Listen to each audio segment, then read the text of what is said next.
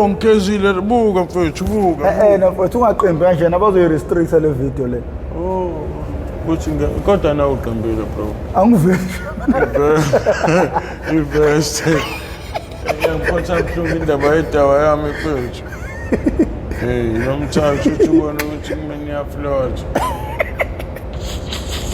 ngiyambamba ayi madoda MPTV1 madoda the one and only MPTV1. Nansi-ke inkinga ngibhekana nawo babukeli. Umuntu efike ebhemile ulele manje. Ayikho lento. Ayifilimu.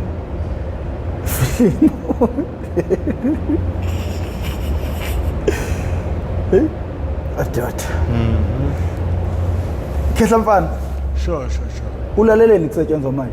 Mfethu kushuthi kahle angilele mfethu ngiyacabanga ukuthi impilo ithini endladleni ngoba phela manje abantu abasengingedwe athi mfethu ngihlale ngibuye ngibapose mfethu ngipose lawo mazambane manje sengiyacabanga ukuthi impilo kushuthi sishubile-ke manje endladleni kodwa-ke hhayi yase ngiyakholelwa ngempela ukuthi umuntu uma ebhemile ingqondo icabanga kahle. Yabo njengamanje ungitshela ngo-rehab, ungitshela ngey'nkinga zalini.